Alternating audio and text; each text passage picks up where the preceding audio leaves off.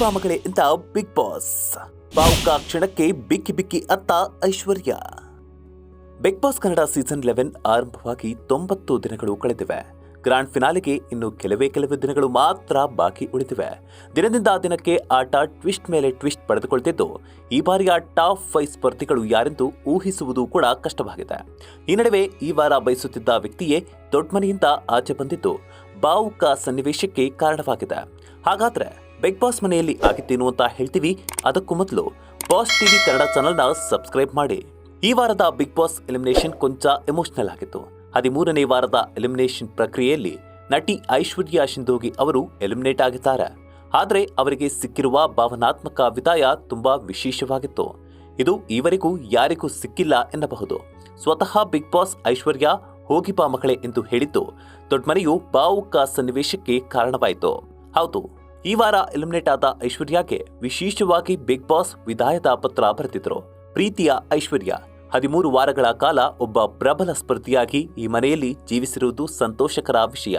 ತುಸು ಬೇಸರವಿದ್ದರೂ ನಗು, ದುಃಖ, ಕೋಪ, ತುಂಟಾಟ ಹೀಗೆ ನಿಮ್ಮ ಭಾವನೆಗಳಿಗೆ ಸಾಕ್ಷಿಯಾಗಿರುವ ಈ ಮನೆಯಿಂದ ಈಗ ನಿಮ್ಮನ್ನ ಕಳಿಸಿಕೊಡಲೇಬೇಕಾಗಿದೆ.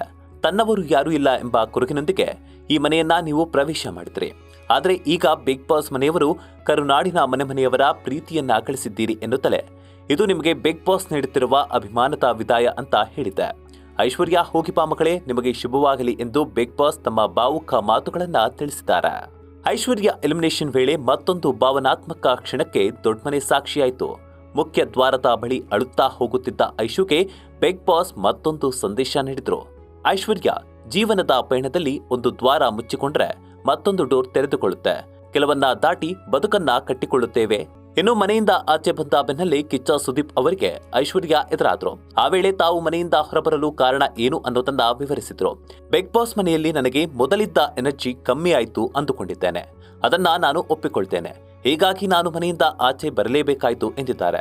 ಇನ್ನು ಮನೆಯಲ್ಲಿ ಎಲ್ಲರ ಜೊತೆಗೆ ಬೆರೆತಿದ್ದೆ. ಎಲ್ಲರೊಂದಿಗೂ ಚೆನ್ನಾಗಿಯೇ ಇದ್ದೆ. ಬರಬರುತ್ತಾ ನಾನು ತುಂಬಾ ಕಂಫರ್ಟಬಲ್ ಆಗಿದ್ದೆ. ಅದು ನನ್ನ ಮನೆ ಅನ್ನೋ ರೀತಿಯಲ್ಲಿ ನಾನಿದ್ದೆ. ನನಗೆ ಒಂದು ಫ್ಯಾಮಿಲಿ ಸಿಕ್ಕಿದೆ. 3 ತಿಂಗಳಲ್ಲಿ ನಾನು ಸಾಕಷ್ಟು ಕಲಿತಿದ್ದೇನೆ ಎಂದರು.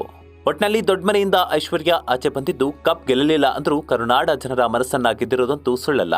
ಅದಕ್ಕೆ ನೀವೇನ್ ಹೇಳ್ತೀರಾ ಅಂತ ಕಮೆಂಟ್ ಮಾಡೋದರ ಮೂಲಕ ತಿಳಿಸಿ. Bureau report, boss TV Kannada. Latest ಹಾಗೂ ಇಂಟ್ರೆಸ್ಟಿಂಗ್ ಸುದ್ದಿಗಳಿಗಾಗಿ ಬಾಸ್ ಟಿವಿ ಕನ್ನಡ ಚಾನೆಲ್ನ ಸಬ್ಸ್ಕ್ರೈಬ್ ಮಾಡಿ. ಹಾಗೆಯೇ ಬೆಲ್ ಐಕಾನ್ ಪ್ರೆಸ್ ಮಾಡಿ. ಇದರ ಜೊತೆಗೆ ಫೇಸ್ಬುಕ್, ಇನ್ಸ್ಟಾಗ್ರಾಮ್, ಎಕ್ಸ್ ನಲ್ಲೂ ಮಿಸ್ ಮಾಡದೆ ಫಾಲೋ ಮಾಡಿ.